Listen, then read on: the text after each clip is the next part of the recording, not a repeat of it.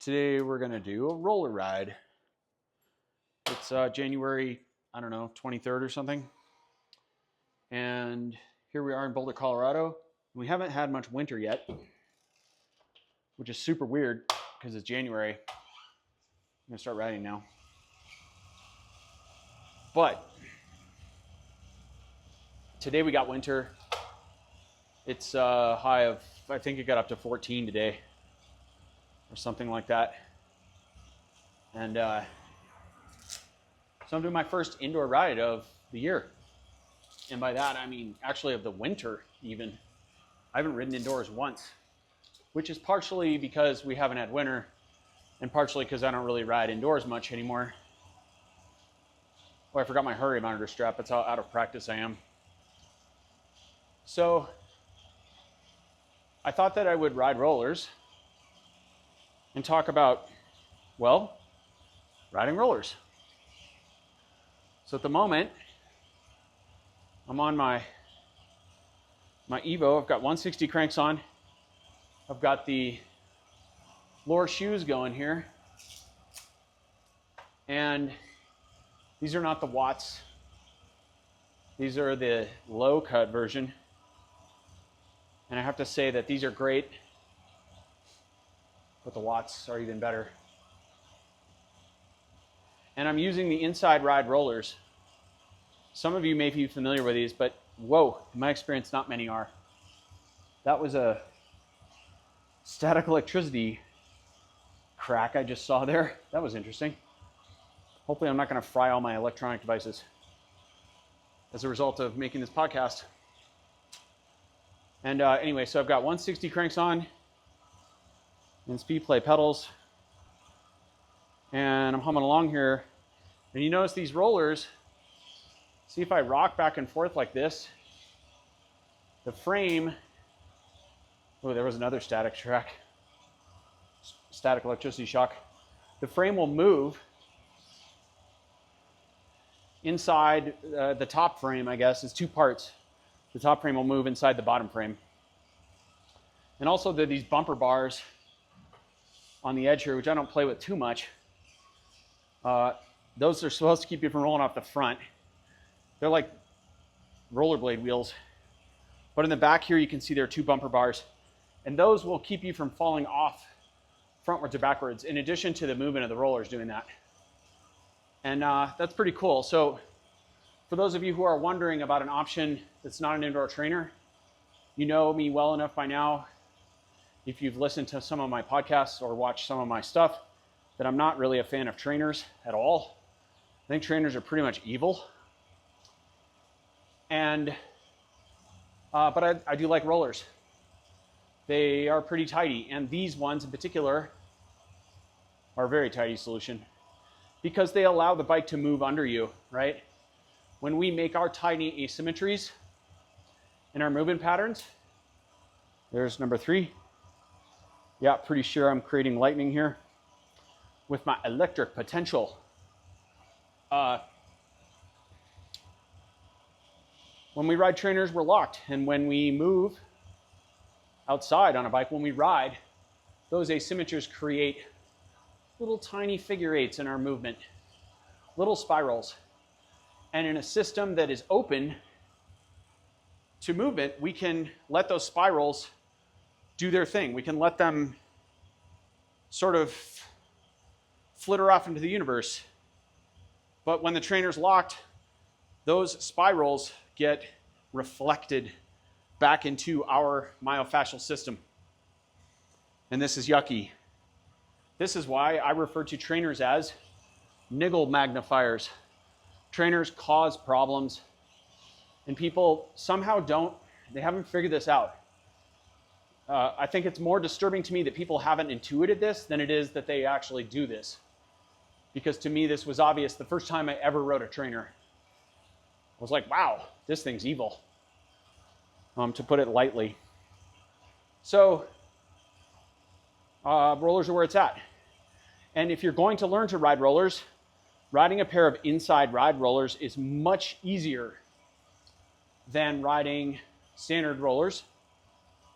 And also, I'll note, another brand that's quite good is called, strangely enough, Growtac. That's Growtac. And Growtac is a Japanese brand. And they make rollers that are not quite the same design as these, but similar. And they're also very easy to learn how to ride. Riding any rollers does take some, it takes some work. It does take some attention and training. And two things that are really helpful if you're trying to learn how to ride rollers. You want to get off the trainer bandwagon. Bandwagon. Terrible pun. Not even a pun. Just a bad choice of words. One, right now, especially in 2025, well, 6, we've learned so much. And we've learned that 19 millimeter wide tires at whatever, 128 PSI is a crappy way to ride a bike. And so these are, I think I have 32s on this bike currently, which I love. And I typically would ride them around at somewhere in the neighborhood of 60, 65 PSI, depending on the road surface. And on rollers, you want harder tires because the roller surface is very hard. And if you ride a squishy tire, imagine learning how to ride a bike with like 3 PSI in the tire. When you went to balance and turn, the casing would deform and that would make it kind of stick. And when you need to make little quick corrections to keep the wheel under yourself for balance, you need a harder surface that's more responsive, it's more reactive, less lag. So what I'm saying is, A, use road tires or smooth tires at least. Try not to use gravel tires or mountain bike tire. And B, pump them up to kind of the upper end of their range. Use a hard tire. And the other thing to note is the position of the front roller. You can't quite see it in my camera angle here, but you want the front roller to be slightly in front of the front axle. And that means the bike will be relatively stable, much more stable. If you put it right under or behind, you'll be trying to fly off the front all the time. It doesn't work well. So effectively, you want that front roller to be in the range of trail of the bike. So it could be right under, but really you want it a little forward. And that's where the contact patch is normally when you're riding. And that means that you will have predictable steering response. And when you become comfortable, you can do things like this. Sit up, or you can do nice things that challenge your vestibular system or your ocular system, like a dominant eye test, first of all. If you don't know how to do a dominant eye test, just hold your thumb up. And this won't work for me right now, but you have to look out a window. So hold your thumb up and look at your thumb with both eyes open, and then center it over an object, like a tree that's about 20 feet away. And then close one eye and notice if your thumb moves in your visual field relative to that tree. Then close the other eye. Whichever eye is open and the thumb moves, that's your non-dominant eye. So if your thumb doesn't appear to move when you close one eye, the eye that's open is your dominant eye. And in my case, that's my right eye. I'm also right-handed. And I kick with the right foot, but I ski and skateboard goofy foot. So we have laterality throughout our bodies. And what we want is relative ambidexterity. We don't want all the same side, because that means we get eaten by anyone who comes at us from the left. And the entire school of fish gets eaten by the same whale. So, you can, when you're riding rollers, close your dominant eye for 60 seconds and see what happens. Maybe nothing happens. If that's the case, that means it's not a challenge to your system, which is good. Because if you are so dependent on your dominant eye that when you close it, you go, wah, and fall off, then we got work to do. But don't fall off the rollers. Be smart. Just close it for 1 second and see what happens. If you're learning to ride rollers, do it safely. Ideally, you do it with like a couch on one side of you and a couple padded chairs on the other. Or some people do it in a door frame. Put the door frame right about where your bars are or your shoulders. When you start to lean, you can lean into the door frame with your shoulders and kind of catch yourself and put a foot down if you need to. It's another way to do it. But you got to be smart about this. Don't hurt yourself by falling off the rollers. I haven't fallen off the rollers in like a year. I haven't ridden rollers in a year either. See what I did there? Dad joke. So when you get really comfortable on inside rides even, you can even stand up. I haven't even done this in a while. But you can stand up and get a feel for it. And you can rock the bike just like you would outside. Quite easier in a bigger gear. There we go. And I can look and see what my spiral pattern is doing on the bike. And I know this because the bike will rock more to one side than it will the other. So if I have a big spiral pattern or a big pattern of laterality, the bike will shift only to one side and not so much to the other. I'm going to let your noodle bake over which is which. If you're right-sided spiral, counterclockwise, which side will the bike shift to when you're out of the saddle? See if you can figure it out. If it's not immediately obvious to you, go figure it out on a ride where you can stand up and then see what you discover. There's definitely more static electricity coming off these things. Someone who's an electrician, tell me how to fix this. Do I have to sit here and hold this metal stool the whole time? Do I care? I feel like I'm about to create a lightning storm. So you can't see what's going on here, but I've got a mirror in front of me. And I wasn't super good about aligning these rollers first. So I'm going to pause and do that just for funsies. Here's how you get off rollers. Like that. And I'm going to slide this bad boy over. So I've got a line here on the floor. That's how I know I'm not aligned. And I have my mirror on the wall, and I have a piece of tape running up the center of the mirror. And that's close enough. It doesn't need to be to the nanometer. Nanometer, that's a real word, by the way. Just needs to be close enough to where I have it at gauge, because I'm going to be floating around on the rollers anyway. But, oh, my OCD is taking over right now. Everyone has OCD once in a while. You all got to tidy your spaces. So when we do this, now we can start to see, instead of zoning out in some, I was about to drop an F-bomb there. I'll be nice. We'll keep it G.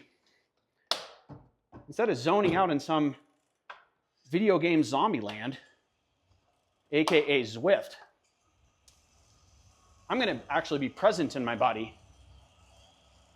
There's a shocker. And I'm going to, whoa, that's way crooked. I screwed that up. I don't know what I did there. That's not right. Either that or my dominant eye's all whacked out. So I'm gonna be present to my body and look in this mirror. And with this line that I have, this vertical line that perfectly bisects this mirror, now I can see what's happening with my own hips. You know, a lot of people come into a bike fit and they work with me and they see what I do, and a lot of what I do is just educate them about what they're doing on the bike. And some people say to me, I've never seen myself ride before. Well, in 2026, we really have no excuse for that. You have plenty of ways to film yourself. I'm doing it right now. So I can see what I look like. And I can start to understand what my hips look like. And instead of putting a Zwift screen in front of me, I'm going to put a mirror in front of me. Anyone who can afford a bike like this and a Zwift account can afford a mirror at Home Depot.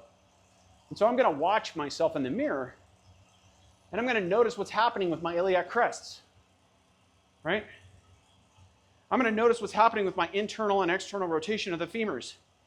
What is the orientation of my feet? And this begins to give me clues. What's happening with my shoulders, with my elbows? Is one elbow flaring out while the other's tucked in? That would probably indicate internal rotation of the shoulder on one side. What's happening with my hand posture? What's happening with my weight distribution on my hands? Do I carry more weight in one hand than the other? Sometimes people come to me for a fit and they're like, hey, I have all this weight in one hand. And I'm like, okay, let's put more weight in the other hand. And they're like, okay. So when we have a great understanding of what's going on in our little world, when we know ourselves as athletes, my first rule, you probably know this, is know thyself. And when we know thyself, or yourself, then you begin to understand. You begin to have a level of understanding about what's going on in your cycling universe.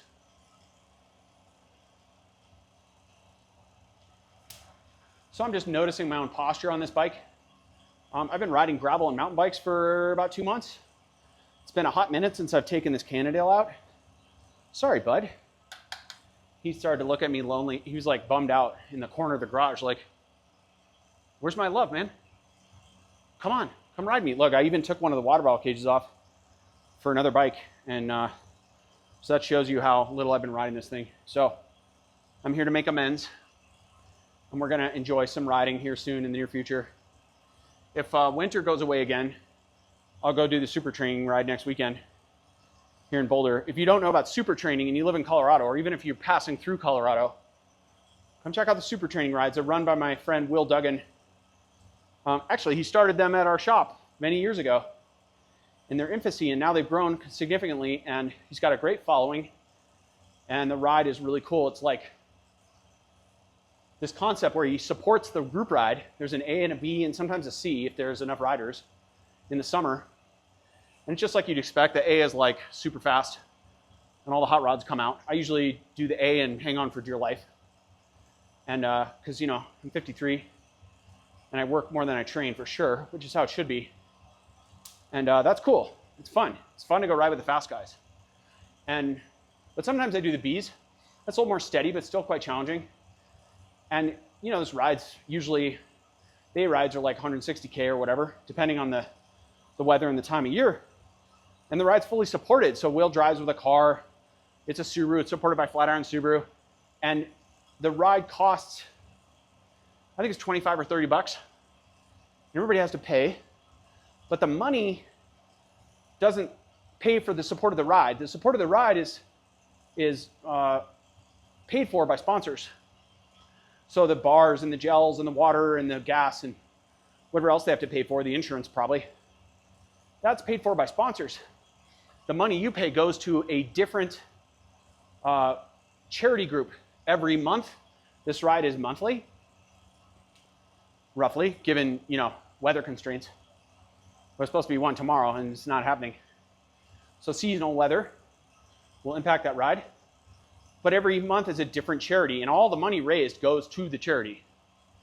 And they have great groups like Mike Friedman's group, Pedaling Minds, which is a group that's focused on helping kids learn how to ride bikes and enjoy riding bikes. That's it.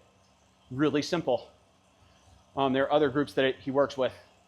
So it's a super cool opportunity to come out and ride bikes with people in a supported fashion, but also do something that's a little bigger than the sport that we all love and are involved in, right?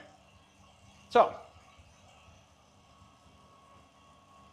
I'm also thinking about my posture on the bike. So I'm touching base the whole time with the pressure of my ischial tuberosities, colloquially known as the sits bones, or sit bones, depending on who you talk to. I don't sit on a chair. I sit on a chair, so I prefer sit bones. I'm not Gollum. It sits his master. And so we sit on a chair.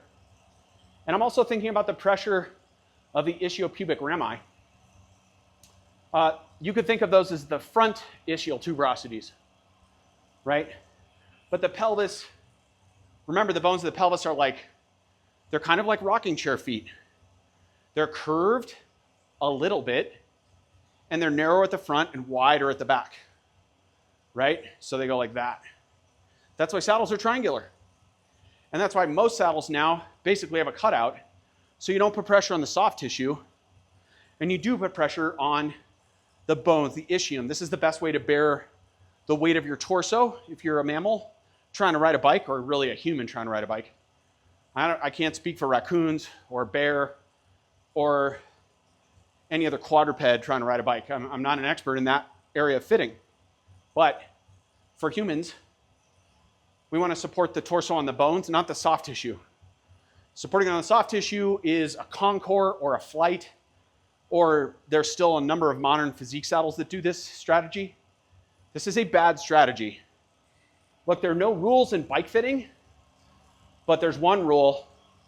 There's a few of them, right? Rules are meant to be broken. And the rule is, there are no rules in bike fitting, but there are a few. And one is, that works on road bikes, you should more or less have a 90-degree angle here between the torso and the arm. And mine's pretty close. The camera angle's a little off, so yeah. That's interesting, because I say that one a lot, but I haven't watched myself ride in a while. And another one is, you don't sit on your perineum. You don't support your weight on your perineum. Perineum. You got to have the emphasis on the correct syllable. And so this is why saddles like the Physique Arione, the Physique Gobi, the older Pro Logos, a Concord, a Flight, or an SQ Labs, they don't work very well on the nose for most athletes. The vast majority of athletes, almost all athletes, I'd say. And when I say almost all, I mean like 98+%. So if you're riding on a saddle without a cutout or at least a channel, the probability that you are doing it wrong is overwhelmingly high. I'll say it that way. So look for new saddle solutions. Because the saddle dictates the posture of the pelvis. So here I'm going to roll back into posterior rotation. This is why bike calculators don't work when they measure your sternal height, because they can't account for how your spine bends. So if I were to ride with extreme posterior rotation, now look, here I am riding like this. Let's add some kyphosis. There we go. Oh, that's about as much as I can do. Wow, that's pretty good. Now look at my reach. It looks so far away. I can barely reach the hoods without locking my elbows and an extreme amount of protraction of the shoulders, right? This is why I do not agree with the ideology of making the bike fit the rider. If someone comes to me with this posture and they want me to make their bike fit them, I think this posture is not healthy. So I'm going to encourage them to rotate their pelvis forward and extend their spine and ride with a slight cue of axial extension, a gentle cue, not extreme. And I'm not saying you should ride with your back bowed like this or arched, whatever you want to use. Here's the problem with terms like bow and arch. There's a reason why we use anatomy, right? So this would be spinal extension. This would be spinal flexion. If you get confused about which way those things go, you can apply the terms flexion and extension towards any joint in the body. And flexion means moving towards the fetal position. Extension means moving away from the fetal position. So if I'm going to flex my neck, that would be this. If I'm going to extend my neck, this would be this. So we're not looking for excessive extension, which is hard to do. It'd be like, that would be the best I could do. Or flexion of the spine. We're looking for something neutral, relatively neutral, without acute flexion or extension of any vertebra. Now remember, sometimes people ride along and they're like super low and their pelvis is really rotated. Look at the angle of my sacrum here. And they're riding along and they're doing this. They're like, wow, that guy's back is so flat. That's amazing, bro. Yeah, this is cool. I'm arrow. What is the problem here? Where's the point of the largest amount of spinal flexion or extension in the entire spine? I'm so glad you got this right. It's here. It's at my neck. It's really easy to forget that your spine goes all the way up to the base of your skull. And so when we're talking about excessive or acute flexion or extension, when I say acute, what I mean is like a kink in the hose, right? That's what I mean. Acute means abrupt, or you could use the word orthogonal, although, no, that wouldn't be right. Orthogonal is like 90-degree angle. If anybody's got a 90-degree angle on any vertebra, they're probably in the hospital. Or they're some sort of weird yogi.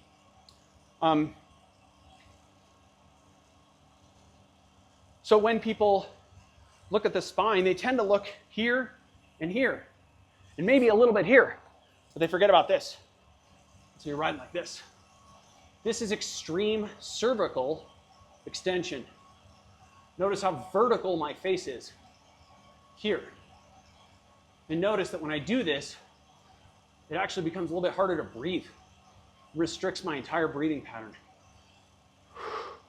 But if I drop my chin, roll my eyes up, and raise my torso slightly while keeping the head down, now I'm probably more arrow. Here, got to move the hat up, roll the eyes up, drop the chin. So a little more relaxed in terms of the height of the shoulders. My shoulders are here instead of here, but I drop my chin down, and instead of making the face vertical, ow, that even starts to put a kink in my neck. I'm going to drop my chin and roll the eyes up. I'm probably more arrow here than I am here. I'll bet you $100. So, some thoughts on posture. And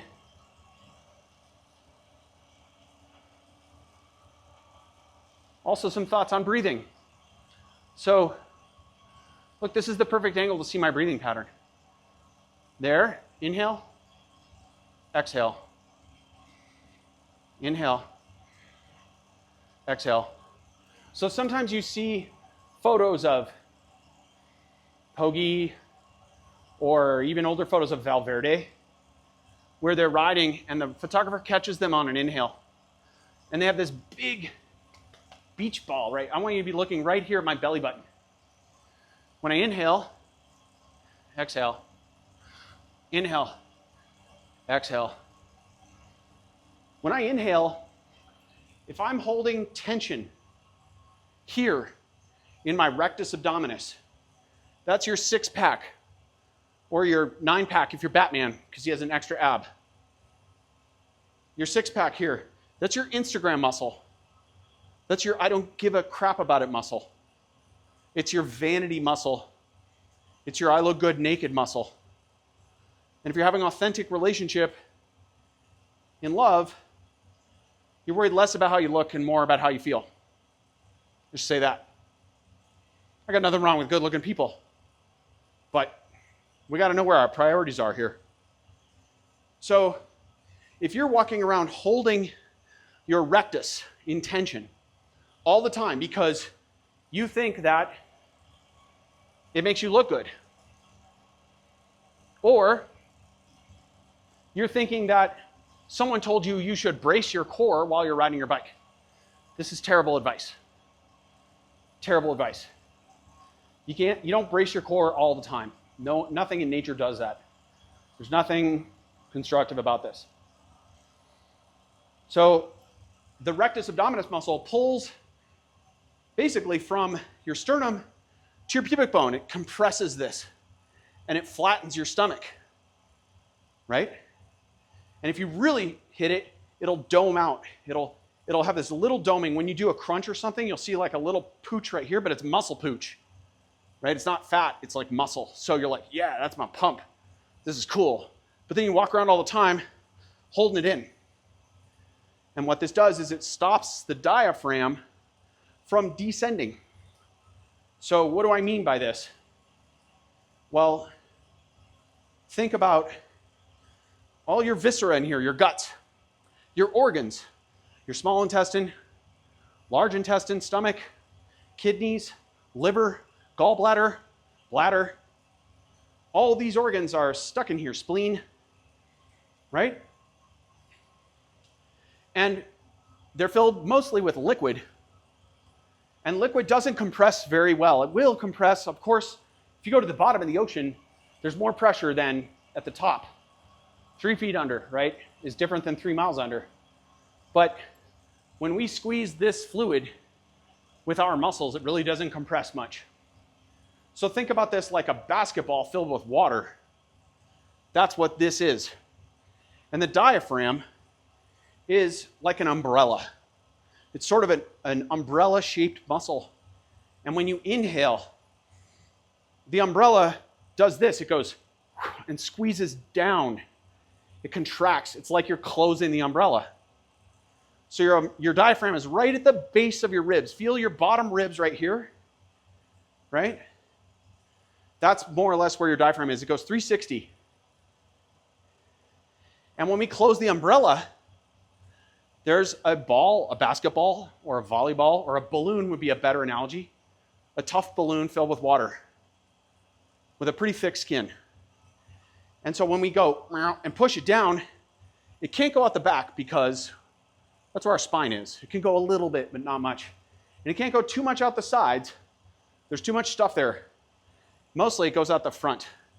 So what I'm saying is the primary muscle of inspiration and of respiration is the diaphragm. So when we inhale, the diaphragm closes the umbrella and your belly has to go out. And if it's not going out, there's only one explanation for that I know of. That is that you are holding too much tension in your rectus abdominis, your six-pack. Now, when your diaphragm closes, the umbrella closes and pushes down that ball of jelly or water, that massages the organs. It's a healthy part of normal digestion. So when you hold that pressure there, you become constipated. When you hold that pressure there, your organs don't get as much blood flow. You're like locking them down all the time. It's like locking your spleen in a box, locking your liver in a box. This is not how healthy organs work. Organs don't like to be in a box. They want to move. They glide between each other. They slide within the fascia just a little bit, but they have to do that. This is a normal part of being an organ. Life is movement. Life is not living in coffins. Life is not stillness. Everything moves that's alive. And as you progress towards death, you move less. So don't kill your organs by holding tension in your rectus abdominis on your inhale and not allowing your stomach to balloon.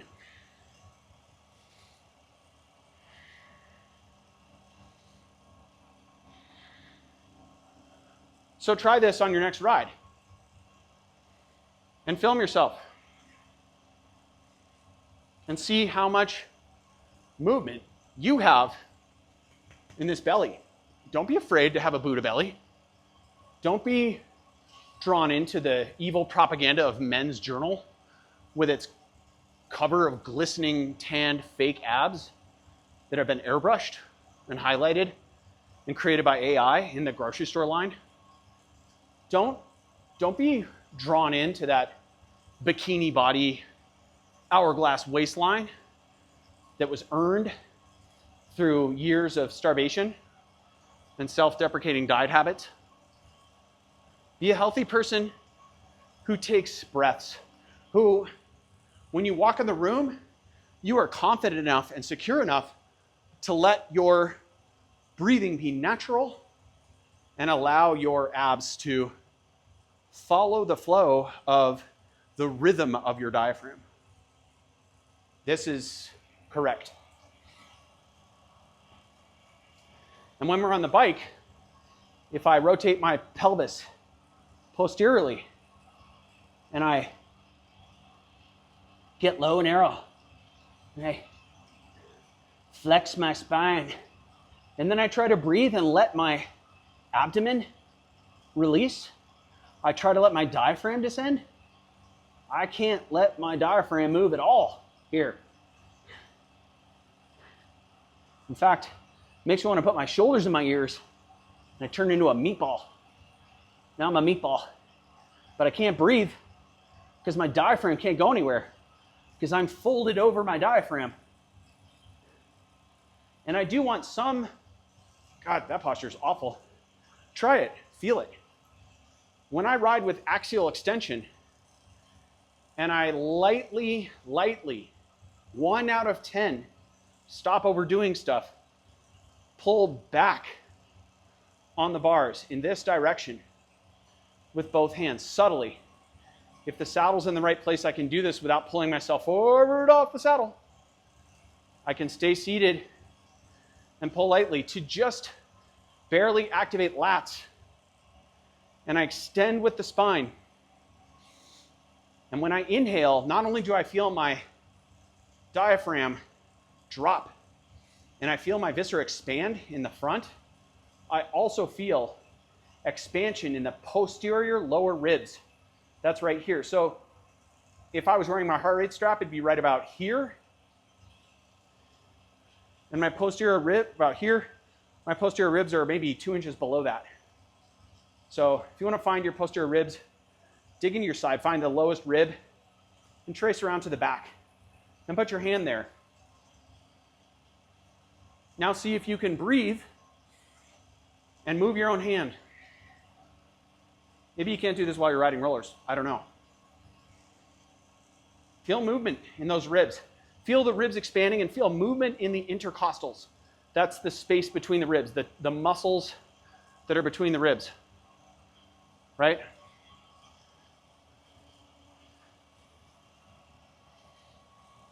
This is a really nice way to bring awareness to the back body.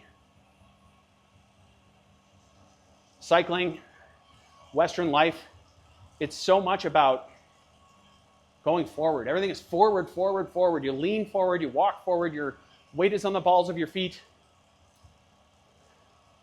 You're always thinking forward in time. We're always thinking about the next thing we have to do. This is a potentially destructive psychological orientation. So what I would offer is that awareness of the back body, learning to stand in the heels. This can be powerful. You can do this in line at the grocery store. You can stand up and find what you think is your true center. Pull. You can't see my head right now. It's a little bit out of frame. What I'm doing is I'm taking my fingers and I'm pulling on the top of my hat like this, as though there were a string running through the center of my spine. And it's pulling me up taller. And when you find that posture in standing and you think you're centered, then lift just your toes off the ground. Leave the ball of the foot, leave the heel. Just lift the toes. And notice, when you lift your toes, did your weight shift back? If it does, that means you were carrying your center of gravity forward and you were pushing into the ground with your toes. And this means it indicates that you're not standing in a fashion that is stacked. You're not stacking the weight of your skeleton over the bones. You are leaning forward into the future, and you are future focused. A bit of insight. Next time I'm doing this the other way, so I look to the right. Here's one of the reasons we have a right-sided spiral. You live in the US, you look over your left shoulder to see if traffic's coming. When you race the track like I did, a bunch, like I don't know how many laps I did on the track. I should try to add that up just for fun. How many laps did I do in my entire track cycling career? That'd be an entertaining number. When you're on relief on a Madison, you're looking over your left shoulder the entire time. That puts my right hip forward. Whoa. It puts my left nose over my left brake lever. It puts me into a side bend to the left. So my right ribs are in extension. My left ribs are in flexion. It gives me a functional scoliosis. So you have to unwind that by doing the opposite. Putting your head over your right brake lever. Letting the left hip drop. Bringing the right hip high. Putting more weight in the left hand to drive weight into that side of the bike. This is unwinding your spiral on the bike. Okay. I'm going to pause our podcast. By pause, I mean finish. Complete. We are complete. I'm going to pause my Garmin. No, that's not a Garmin. That's a Wahoo. Look, it says it right here. I did that thing. Did you know that Kleenex is not actually a tissue? It's a brand, but people call them Kleenex. So I call this a Garmin, but it's a Wahoo. Check it out. This one's actually really quite nice because that has a touch screen, but it also has buttons. The litmus test for any device, can you get it brand new out of the box, turn it on, put it on your bike and go start riding and figure out how to do everything? Hopefully. Hopefully you can. Oh, good. I think I wasn't recording there for a moment. I think I am recording. Oh, good. I don't have to do that whole thing over because I don't think I ever could because I made it all up, except it was based on experience and hopefully useful tidbits. So I will say adieu. Thank you for watching, listening, observing. Thank you for being present. A reminder to pedal consciously and think critically and act from your heart mind. That is, act intuitively. And be well. People of the internet, love yourself, be gentle with each other. We need that right now. We need gentleness because we have to counteract the harshness that's happening in the world, the brutality and oligarchy that's happening. So keep your bootstraps on and stay centered. And when someone really pisses you off, just take a deep breath and, as Paul Chek would say, ask what love would do. Thank you, and smash and subscribe.